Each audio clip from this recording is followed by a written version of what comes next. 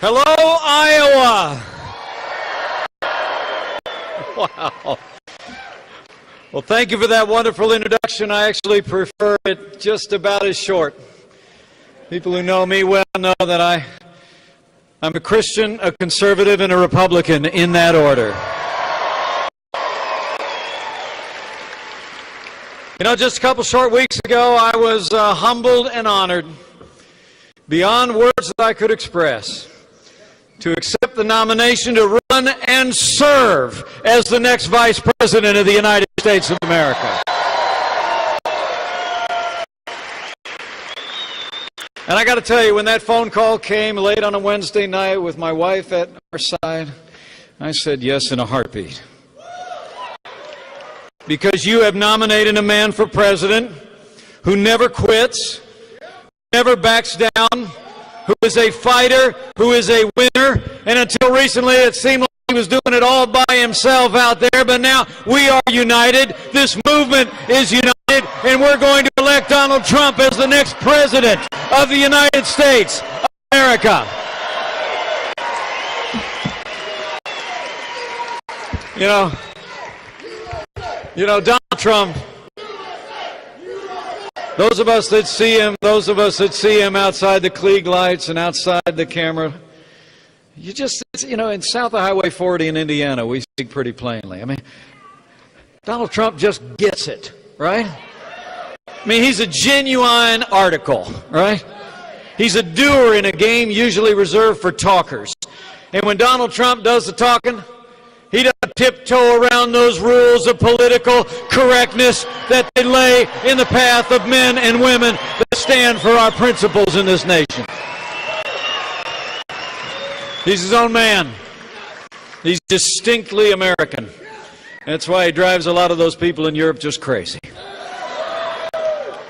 I mean, think about it for a second. Where else would you find an independent, rugged, individualistic spirit have a following like his other than in the land of the free and the home of the brave?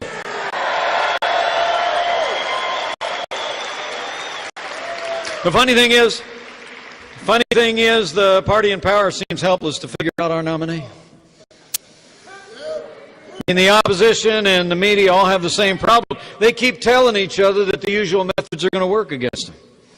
They keep thinking done him in, something else comes up and they say, now we got him, right? And then they turn on the television the next morning and Donald Trump is still standing stronger than ever before and fighting for hardworking Americans to make this country great. It really is amazing.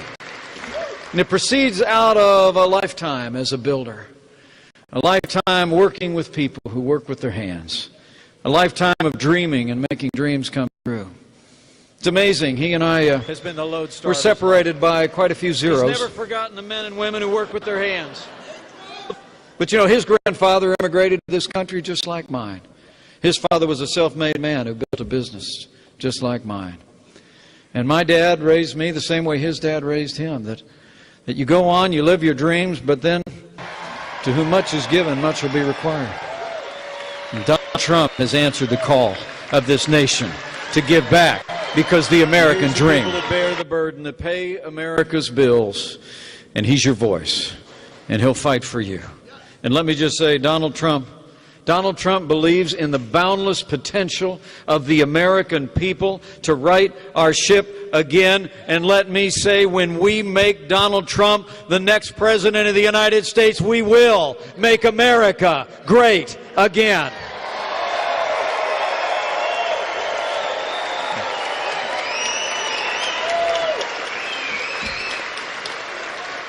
A little bit different on the other side of the ledger. I mean, it's really kind of amazing if you think about it. At the very moment when the American people are crying out for something new and different, the other party has answered with a stale agenda and the most predictable of names. You know, people in both parties are restless for change. They're ready to break free from the old patterns in Washington, D.C., and Democrats just nominated somebody who literally represents everything this country's tired of. I mean, I don't know if you saw her speech the other night. It was about a week ago. I mean, be honest with you, I watched most of it. I had about as hard a time staying awake as her husband did.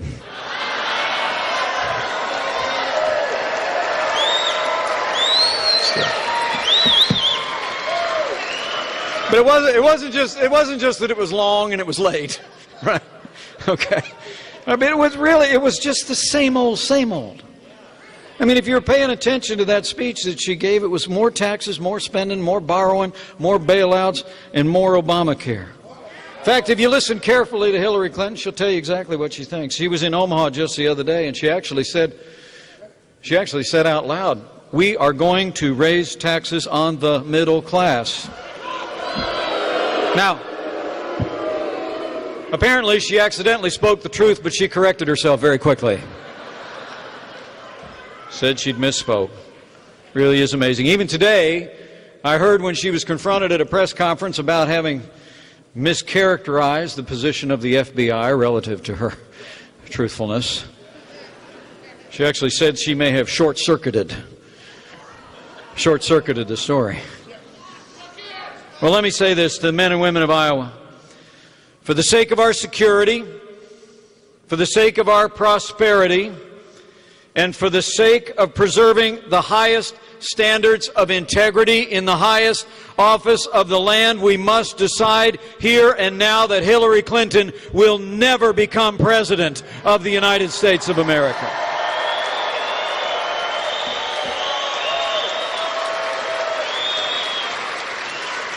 I mean, look, you listen to those speeches and they tell us this economy is the best we can do. But Donald Trump and I know it's not nearly the best we can do. It's just the best they can do. And when Donald Trump becomes President of the United States, we're going to cut taxes, balance the budget, negotiate trade deals that work for the American people, repeal Obamacare, and get this country working again.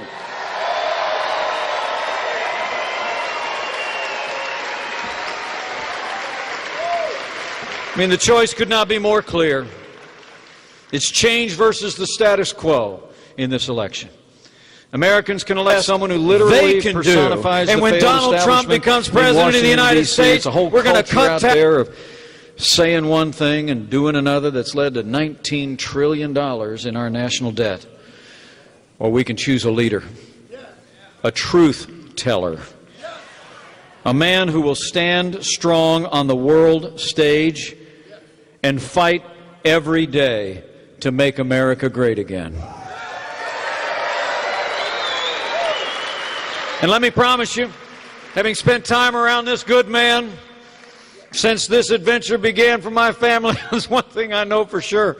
When Donald Trump becomes President of the United States of America, the change will be huge.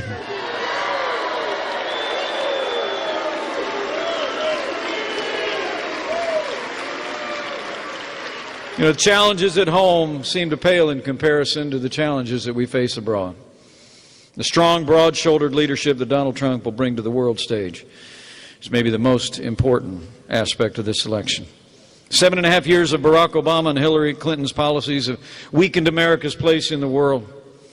Terrorist attacks at home and abroad, grim and heartbreaking scenes from France, an attempted coup in allies, a Middle East map that literally is unrecognizable from the day that Barack Obama and Hillary Clinton took over our foreign policy. You know, history teaches us that weakness arouses evil. Hillary Clinton and Barack Obama's foreign policy of leading from behind, moving red lines, feigning resets with Russia, and now paying ransom to terrorists sponsoring states. The rise, rule, and reign of ISIS are a testament to this truth of history. We cannot have 4 more years apologizing to our enemies and abandoning our friends. America needs to be strong for the world to be safe, and Donald Trump will lead from strength on the world stage. He will rebuild our military, stand with our allies, and Donald Trump will confront radical Islamic terrorism and destroy ISIS at its source. So let me say, it is my high honor and distinct privilege